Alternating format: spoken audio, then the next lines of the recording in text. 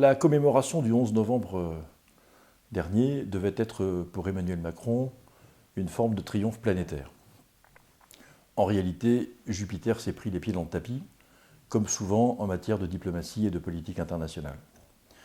Vous avez certainement suivi cet épisode du retour très actif de Donald Trump vers son pays et des 3 messages un peu furibards qu'il a adressés à Emmanuel Macron et à la France en général, à la suite de cet épisode très particulier de la commémoration centrale du 11 novembre 1918.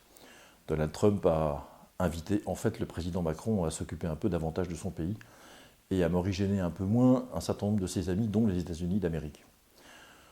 En effet, le président américain a déclaré que Emmanuel Macron était si impopulaire qu'il devrait s'en préoccuper, s'est demandé pourquoi, plutôt que de morigéner les États-Unis, M. Macron ne veillerait pas à une forme d'équité entre les taxes d'importation des vins américains en France et les taxes d'exportation des vins français vers les États-Unis. 2 ou 3 messages très peu aimables, sur lesquels la presse française a réagi de manière un peu curieuse. En effet, beaucoup se sont étonnés de la goujaterie, je cite, de Donald Trump, du caractère insupportable de ces messages qui sont injurieux à l'égard de la France et autres amabilités de ce genre. En réalité, je voudrais revenir sur cet épisode du 11 novembre dernier. D'abord, M. Macron a choisi de faire chanter Angélique Kidjo, qui est une chanteuse d'origine béninoise, devant même Donald Trump au moment de la cérémonie officielle, alors même que cette chanteuse est réputée pour être une activiste anti-Trump extrêmement énergique, et elle a traité d'ailleurs le président américain de tyran et de salaud sur les plateaux, en particulier de la télévision française, il y a quelques mois. Évidemment, Emmanuel Macron ne pouvait pas l'ignorer. Était-il nécessaire d'autoriser la tenue de manifestations ouvertement anti-Trump à Paris, le jour même de cette commémoration, au moment où le président américain était sur le sol français? Était-il vraiment nécessaire, alors que le président américain était dans l'avion pour venir en France, de déclarer sur une radio périphérique française, Europe 1 pour ne pas la citer, qu'il était nécessaire de créer une armée européenne pour se prémunir contre la menace russe, la menace chinoise et la menace américaine? Alors même que les Américains, même s'ils défendent leurs intérêts contre les nôtres de manière parfois très énergique et parfaitement défavorable pour nous, sont tout de même sur le plan militaire et diplomatique la plupart du temps nos alliés. Tout cela, bien sûr, n'a pu que constituer un affront, un ensemble d'affronts à l'égard des États-Unis et de la personne de Donald Trump, et en réalité, la réaction de Donald Trump, si contestable qu'elle soit, sur le fond comme sur la forme, je trouve, est parfaitement justifiée. J'ajoute que, vous l'avez certainement entendu, Donald Trump a décidé de supprimer l'accréditation de la très grande chaîne américaine CNN à la Maison-Blanche. Voyons peut-être dans le fait qu'Emmanuel Macron ait choisi CNN précisément pour une interview à la presse américaine à l'occasion du 11 novembre, voyons dans cet épisode, cet aller-retour, une forme de rétorsion, là encore, à l'égard des médias supposés amis d'Emmanuel Macron quand il est ennemi de Donald Trump. Tout ça est extrêmement maladroit et ne fait qu'aggraver les tensions ou provoquer des tensions inutiles entre les États-Unis d'Amérique et la France. Mais il y a davantage. La configuration de cette cérémonie du 11 novembre est extrêmement curieuse.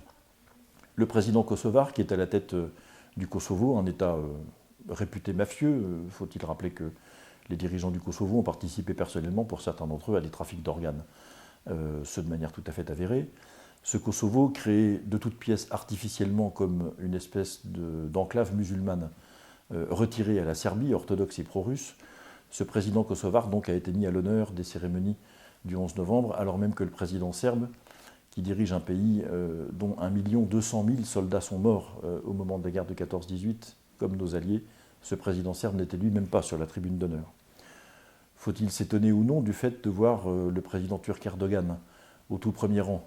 Il y a une place d'honneur de ces commémorations, alors qu'on connaît les intentions d'Erdogan, qui veut, lui, faire régner la charia sur l'Europe, ainsi qu'il l'a déclaré, d'ailleurs sur le sol français, au cours d'une réunion électorale il y a quelques années. Au fond, tout cela manifeste que le président Macron ne comprend pas, ne comprend plus les rapports de force, continue de considérer la Russie comme une menace alors qu'elle est pour nous un allié objectif, continue de considérer que notre salut est dans une Europe renforcée, souveraine, à supposer qu'on sache ce que ça veut dire, alors même que précisément tous les jours démontrent la faillite totale de l'Union européenne sur tous les sujets, ou presque. Bref, ce 11 novembre est une preuve supplémentaire du fait que le président français n'est plus à la hauteur des enjeux internationaux qui attendent notre pays et notre continent, pour ne pas dire le monde entier.